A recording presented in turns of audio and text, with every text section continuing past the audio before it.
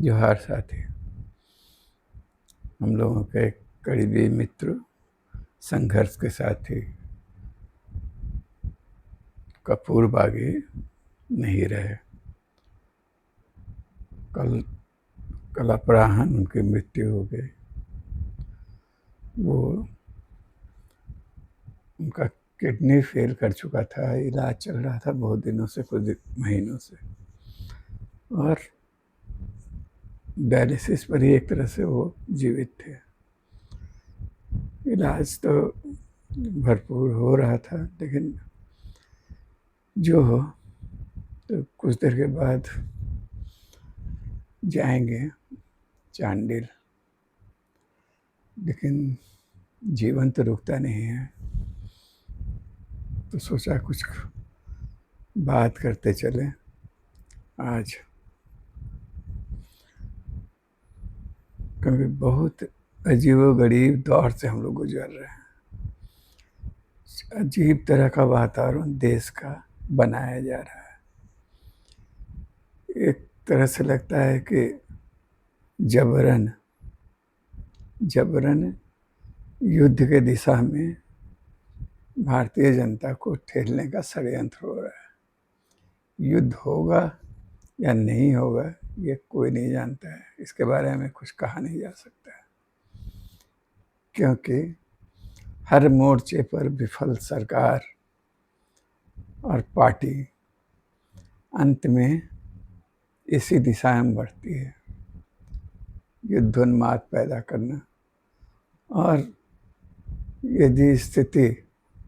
यदि सत्ता को बनाए रखने के लिए जरूरी हो तो देश को युद्ध में झोंक देना। लेकिन अभी हम दूर दूर तक इसकी संभावना देख नहीं रहे हैं। वो जो रहा है वो ये है कि अपने देश में आपने गौर किया होगा, लोगों को डायलॉग बहुत पसंद आता है, और वो भी जो विलेन नुमा डायलॉग होता है। जैसे पिछले कुछ वर्षों में पिछले कुछ वर्षों का सबसे लोकप्रिय जो डायलॉग हुआ करता था, जो सब लोगों को याद होगा, अब तो शायद कम लोग उसको सुनते हैं, लेकिन एक जमाना था, वो थे शोले के डायलॉग। और शोले में भी नायकों के डायलॉग, यानी धर्मेंद्र और अमिताभ बच्चन के डायलॉग कम लोकप्रिय थे। लोकप्रिय था गब्बर का डायलॉग, गब्बर सिंह का डायलॉग, डकैत चंबल का था, बेहद क्रूर निरंकुश, लेकिन जनता को वही प्रिय था, और उसके डायलॉग भी खूब भाते थे लोग। आप याद कीजिए उन दिनों का, सांभा को अपने सिपाही, जो उसका एक सहयोगी था, उसको पुकारता था किस अंदाज में। खैर साथी, हम तो उस अंदाज में बोल नहीं सकते उतना, लेकिन हाँ, वो जो डायलॉग थे शोले के, वो कितना लोकप्रिय था कि लोग उसके लिए उसका डायलॉग सुनने के लिए रिकॉर्ड प्लेयर बन गया था, बड़ा बड़ा पूरा फिल्म का। माने जो विजुअल होता है, सिनेमा तो लोग देखता है चित्र, लेकिन उसमें केवल यदि उसका रिकॉर्ड बना दिया जाए, रिकॉर्ड गाना बनाने के लिए उन जमाने में बना करता था, HMV बनाती थी और लोग सुनते थे गाना। उसके बाद तो बहुत कुछ बदलाव आया, लेकिन उस समय केवल शोले का डायलॉग सुनने के लिए उसका पूरे फिल्म का वो रिकॉर्ड बना था। सांबा कितने लोग थे रे, या इस तरह का जो डायलॉग सब था, और लोग खूब सुनते थे उसको। तो उसी तरह आजकल जो है, आजकल का नया जो चला है, अभी के दौर का सबसे लोकप्रिय डायलॉग और उसको बोलने वाले इस देश के प्रधानमंत्री हैं। खूब लंबा लंबा डायलॉग और खूब एकदम अभी जो जो आतंकवादी घटना हुई पहलगाम में, कश्मीर में, जिसमें 26 लोग मारे गए, किस तरह मारे गए, क्यों वहाँ कोई भी एक अदना सिपाही भी वहाँ क्यों नहीं था, सुरक्षाकर्मी क्यों नहीं था। लाखों की संख्या में जब वहाँ सुरक्षा बल सेना तैनात है तो कैसे आतंकवादी घुस आए और मारते, हत्या करके लोगों को आराम से चलते बने। इन प्रश्नों का कोई जवाब नहीं। उस जो छोटा मोटा कोई समारोह होता है, किसी तरह का आयोजन होता है, उस वक्त भी थोड़ी बहुत पुलिस व्यवस्था रहती है शहरों में, हर जगह देखेंगे आप कहीं भी। और एक जाना हुआ इलाका था जहां आतंकवादी कार्रवाई की पूरी संभावना हर वक्त रहती है अभी भी।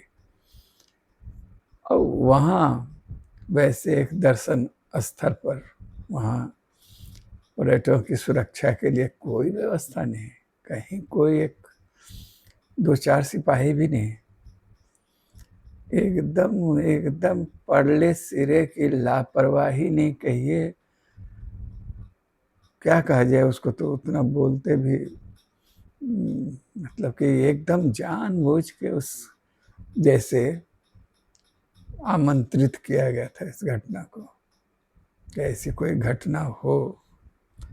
और ऐसे भी आप थोड़ा सा देखिएगा, थोड़ा सा कोई भी क्राइम थ्रिलर होता है, कोई भी अपराध की घटना होती है या इस तरह का, तो एक सवाल होता है कि इस घटना से, जैसे मान लीजिए कोई हत्या की घटना, मर्डर होती है, तो उसकी जांच पड़ताल में सबसे पहले इस बात पर गौर किया जाता है कि इस हत्या से फायदा किसको था, किसको होने वाला था, और उसके द्वारा ही अभियुक्तों को पकड़ने की दिशा में लोग बढ़ते थे, जांच पड़ताल चलता था। ये तो इस तरह की जो घटनाएं होती हैं, इसको भी, इसका मूल्यांकन का भी ये तरीका, इसको समझने के लिए एक दृष्टि आपको प्राप्त होगी इस बात से कि दरअसल इस घटना से फायदा किसको होना था, किसको हुआ था। क्या कश्मीर में जो जो पर्यटन के लिए ही, पर्यटन उद्योग पर ही जीवित है वहाँ के लोग, जो उनकी अर्थव्यवस्था का सबसे मजबूत वो आधार है, तो उसी पर कुठाराघात करेंगे लोग वहाँ के। वो चाहेंगे कि यहाँ आतंकवादी कार्रवाई हो, ताकि पर्यटक यात्री जो देश भर से बहुत वहाँ आते हैं देखने कश्मीर का सौंदर्य, वो आना बंद कर दें। ये क्या उनके हित में है। और हम तो कहेंगे पाकिस्तान भी इस तरह की कार्रवाई करेगा। वो अच्छी तरह जानता है कि सैन्य शक्ति की दृष्टि से भारत उससे बहुत ज़्यादा आगे है। वो अपने अर्थव्यवस्था को लेकर जूझ रहा है। वैसे में क्या पाकिस्तान एक युद्ध को आमंत्रित करेगा?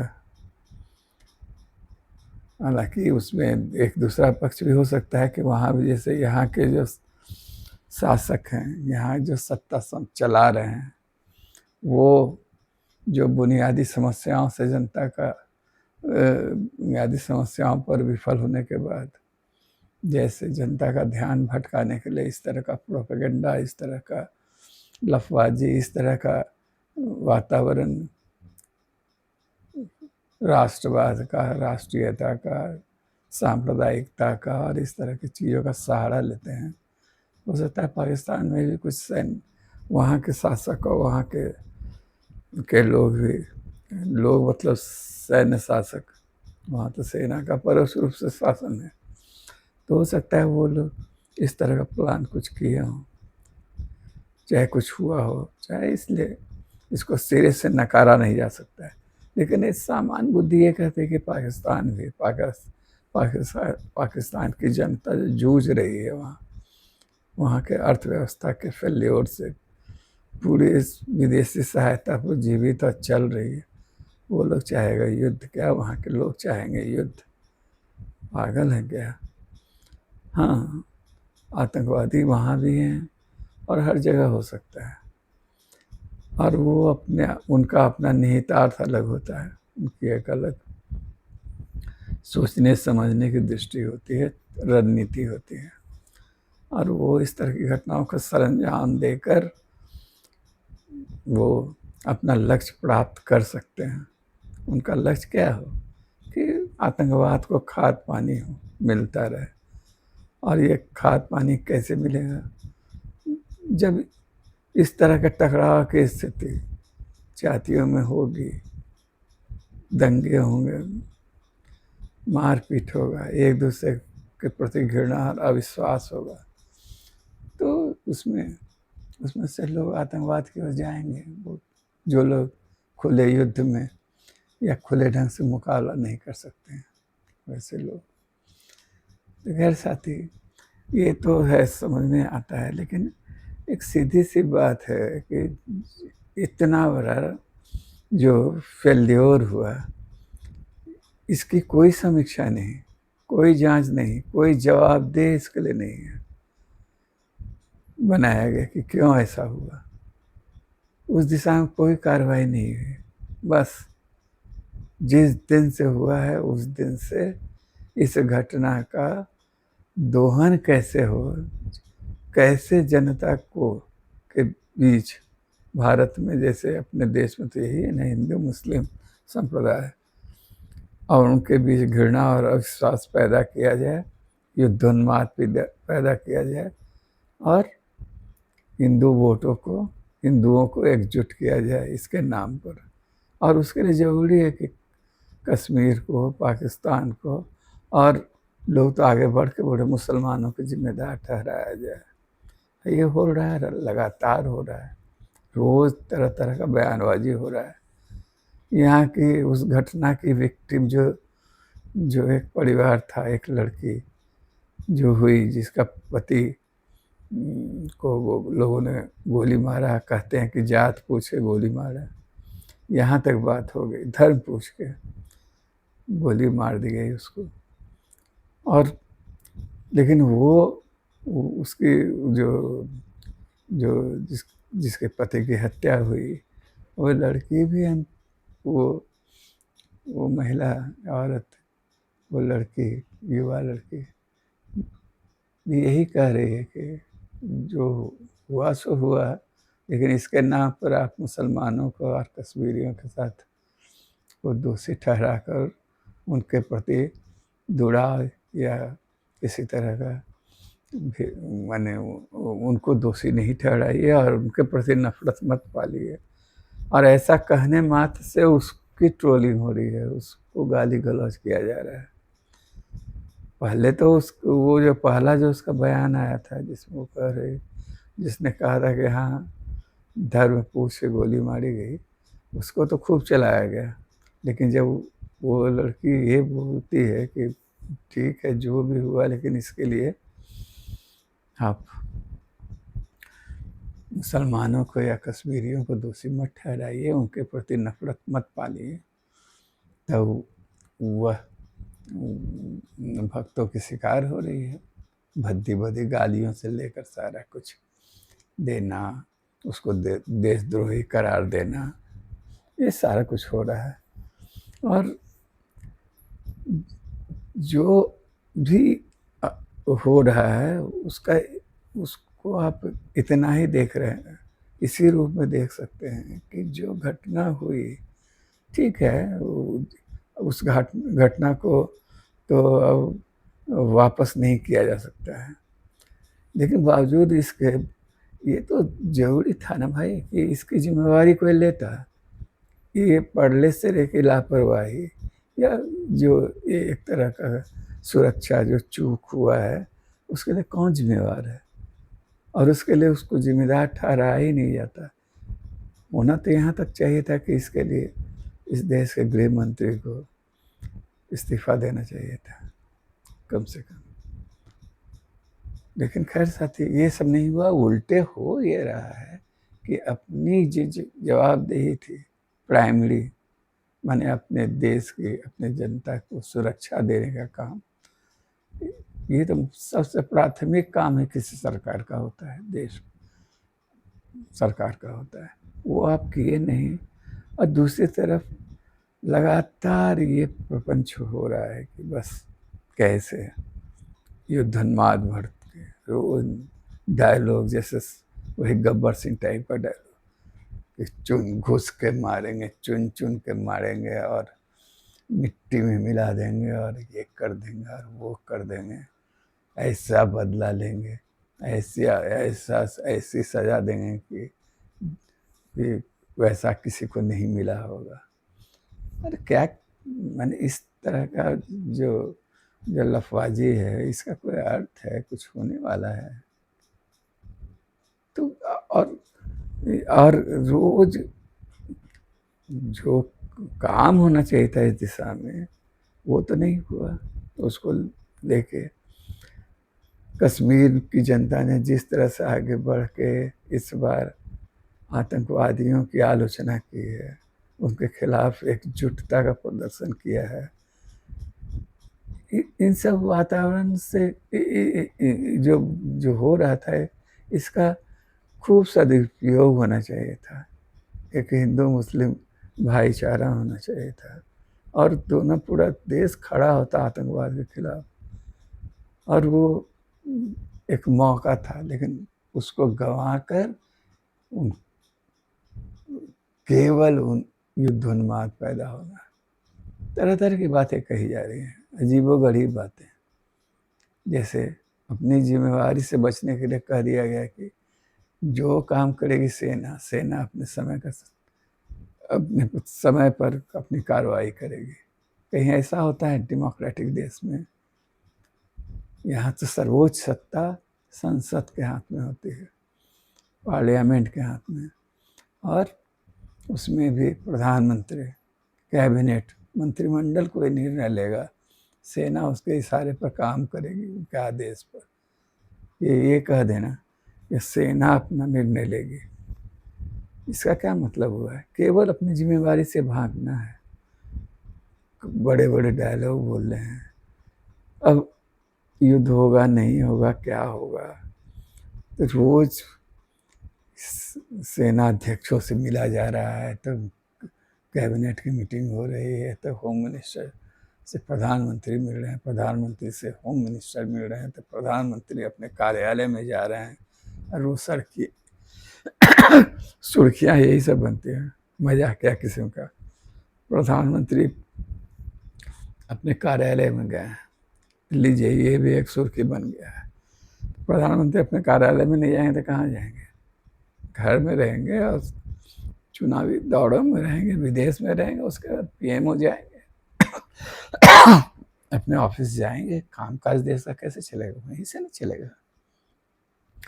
लीजिए यही सब हो रहा है। और अब एक नया चीज शुरू हुआ कि बस सायरन बचेगा, यदि कोई माने युद्ध शुरू हो जाता है और विमान से हवाई हमले होंगे, तो उस समय सायरन बजेगा, तो सायरन बजने की आवाज़ सुन के जनता किस तरह से सावधान होगी, कैसे बंकरों में छुपेगी, इसकी प्रैक्टिस कराना शुरू कर दिया गया। माने कौआ कान लेके भागा तो कान को नहीं देखें, कौआ को देख रहे हैं, तो उसी तरह का। तो दरअसल ये सारा कुछ प्रपंच यही है कि जनता के बुनियादी सवालों से भागा जाए, माने गरीबी, विषमता, बेरोजगारी, जो चतुर्दिक फैलता जा रहा है, अर्थव्यवस्था जो रसातल में जा रही है, जो उसके तरफ कोई ध्यान नहीं, जनता का ध्यान भटकाने के लिए बस इस तरह का प्रपंच। ये सत्ता का पुराना स्वभाव है। सत्ताधारी लोग और इस तरह की पार्टियां सत्ता में हैं, वो अब चतुर्दिक मोह मोर्चों पर विफल होने के बाद यही तरीका इख्तियार करती है। पूरी दुनिया में ऐसा हो रहा है, होता है। वहाँ के लोग इस तरह करते हैं राजसत्ता, और जो जितना ज़्यादा विफल होता है वो उतना ही ज़्यादा इस दिशा में बढ़ता है। और बढ़ के क्या होता है, अभी करना क्या है, यदि जितना पाकिस्तान के खिलाफ युद्ध का वातावरण ये बना रहे हैं और जो एक उन्माद से जनता को भर रहे हैं और एक वातावरण बना रहे हैं इस तरह का, उसका लक्ष्य क्या है? तो लक्ष्य बहुत टुच्चा सा है, बहुत छोटा सा है कि अभी कुछ महीनों बाद बिहार में चुनाव होने वाला है, और ऐसे भी यहाँ अपने देश में तो हर साल कहीं न कभी इस राज्य में कभी उस राज्य में चुनाव होते ही रहते हैं। और ये जो भाजपा सरकार है, भाजपा के नेता हैं, संघ परिवार है और प्रधानमंत्री और उनका समूह हमेशा चुनावी मूड में रहता है, हमेशा। अब देखिए ना, इस घटना के बाद भी प्रधानमंत्री भागते हुए सबसे पहले माने इसको लेकर जो महत्वपूर्ण बैठक का चिंतन मनन होना चाहिए था, जो घायल परिवार थे, जो मारे गए परिजनों से को सांत्वना देने का काम होना चाहिए था, उसके बजाय सीधा जाकर पटना में चुनावी सभा कर रहे थे बिहार में एक तरह से। तो ऐसे लोग हैं, ऐसे मिजाज वाले लोग हैं। इसलिए जो मेरी अपनी समझ है इतना है, और इसलिए भी हम आज यह सब कह रहे हैं ताकि भविष्य में सनद रहे और हम लोग याद रखें इस बात को। ये हाँ ठीक है, साथी जोहार के इस एपिसोड में यह बात कहा गया था कि ये पाकिस्तान से युद्ध की तैयारी नहीं है, उसके लिए जंग की तैयारी और ये सब रिहर्सल जो हो रहा है, जो तमाशे हो रहे हैं, वो नहीं है। इसका लक्ष्य एकदम चुनावी जंग है आने वाले दिनों में जो होने वाला है। सबसे बड़ा है बिहार का चुनाव, बहुत महत्वपूर्ण है इन लोगों के लिए। बिहार में सत्ता पर बने हुए हैं, लेकिन सत्ता वहाँ नीतीश जो है, नीतीश के बलबूते चाहे उनके साथ मिल के चुनावी गठजोड़ के जातीय समीकरण बना के चुनाव भाजपा वहाँ जीतती रही है, और नीतीश को सामने रखकर उस सत्ता पर काबिज रही है बिहार के। तो उत्तर प्रदेश और बिहार ये दो बड़े हिंदी पट्टी हैं, हिंदी प्रदेश है। और राजस्थान मध्य प्रदेश वगैरह में तो इनका है ही अपना जो इलाका इनका है, यानी हिंदू उन्माद का जो घर है, जो इलाके हैं वहाँ तो एक कब्जा है ही इनका। लेकिन बिहार में थोड़ा सा डावाडोल स्थिति है इस बार। पिछले बार ही डावाडोल स्थिति थी, लेकिन जैसे तैसे करके जीत गए और वहाँ सरकार बना लिए, और इस बार भी वही स्थिति है। तो वो चुनाव इनके लिए बहुत महत्वपूर्ण है। तो सारे जो प्रपंच हैं, सारा जो ये डायलॉगबाजी है, सारा जो ये सब हो रहा है, उसका एकमात्र लक्ष्य कि माने जैसा कि हम पहले कहे कि होना तो ये चाहिए था कि जिस तरह से कश्मीर में एकजुटता दिखाई थी इस बार, और एकजुट होकर आतंकवाद के खिलाफ वहाँ की जनता खड़ी हुई थी, उसका फ़ायदा तो यही होना चाहिए था। इस मौके का, इसका अवसर का लाभ उठाना चाहिए था और एकजुट होकर पूरे देश में माने हिंदू मुस्लिम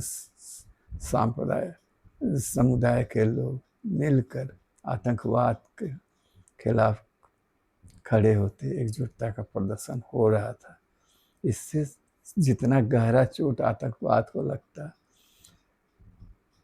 वो जो दूसरा रास्ता है कि एक अपने देश के अंदर ही एक समुदाय विशेष को चिन्हित कर उसको अपना दुश्मन बनाकर, एक पड़ोसी मुल्क को अपना दुश्मन बनाकर और रोज़ डायलॉगबाजी करके घृणा और वैमनस्य को और बढ़ाया जाए और हिंदू वोटों को एकजुट किया जाए।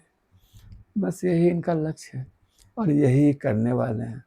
इसलिए मेरा अंदाज है, मेरे पूरा, ये सब चलता रहेगा इसी तरह। और ये ज़्यादा यानी इसका आप मान के चल सकते हैं कि ये डायलॉगबाजी हो गई। और हालांकि हम तो सच्चे दिल से चाहते हैं कि युद्ध ना हो। युद्ध से क्या फ़ायदा है, कुछ नहीं होने वाला है।